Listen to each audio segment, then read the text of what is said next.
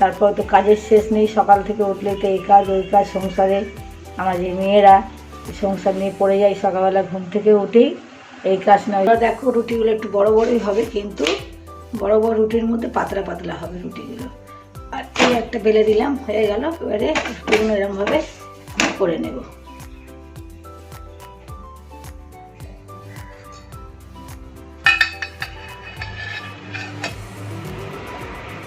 দেখো আমি চাদরটা পেতে দিয়েছি, আর এই যে বালিশ শোয়ার পরিয়ে দিয়েছি, আর কিছুটা বাকি আছে, ওগুলো করবো। দেখো আমার বিছানাটা পুরো পরিষ্কার হয়ে গেল, তাহলে আমার কাজ কমপ্লিট। আবার যাবো রান্নাঘরে, আবার বাকি রান্নাটা করে নেব। সকালে তো একটু রান্নার কাজকর্ম হলো, এই ঘরটা বাকি ছিল, এটাও হয়ে গেল, এটা পরিষ্কার করে নিলাম। এবার চলো রান্নাঘরে যাই, কি রান্না করবো তোমার সাথে। আলু পেঁয়াজ দিয়ে ভোলা মাছের ঝাল হবে, তার জন্য দেখো এখানে রসুন, আদা, টমেটো, কাঁচা লঙ্কা, পেঁয়াজ নিয়ে নিয়েছি। মাছটা ভালো করে ধুয়ে নিয়েছি। এই দেখো কড়াই তেল দিয়ে দিয়েছি, এবারে মাছটা ভেজে নেব। মাছটা অনেক বড় বড়।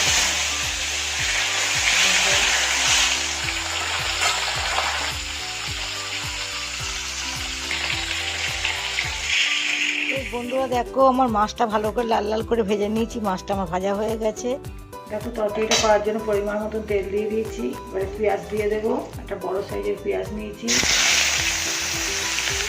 দেখো পেঁয়াজগুলো সব দিয়ে দিয়েছি, এর সাথে আলুটাও দিয়ে দেবো, বেশি না অল্প একটু আলু দিয়েছি। দেখো ভালো করে আলু আর পেঁয়াজটা ভেজে নেব।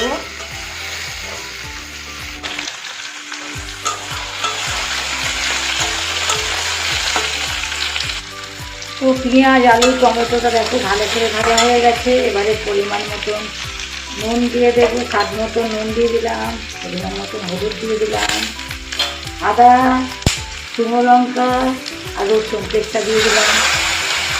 ভালো করে কষে নেব।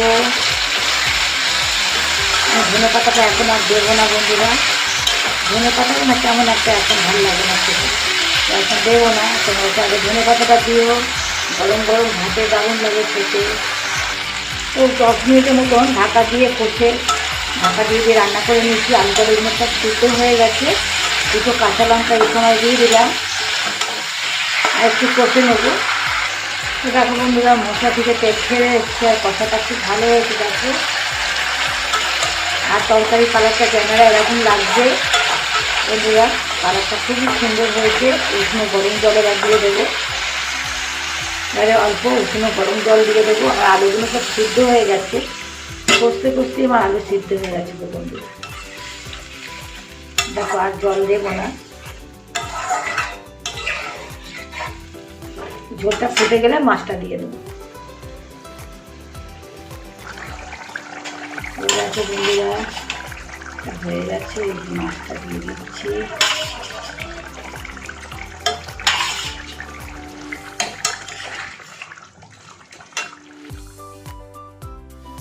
তো বন্ধুরা দেখো আলু পেঁয়াজ দিয়ে ভোলা মাছের মাখা মাখা ঝাল। তোমাদের এই ভিডিওটি কেমন লাগলো কমেন্টে জানিও বন্ধুরা। যদি ভালো লাগে আমার ভিডিওটি তাহলে শেয়ার করে পাশে থেকো বন্ধুরা। তো ভিডিওটা আমি এখানেই শেষ করলাম, পরবর্তী ভিডিওতে দেখা হবে বন্ধুরা। ততক্ষণ ভালো থেকো, সুস্থ থেকো, টাটা বাই।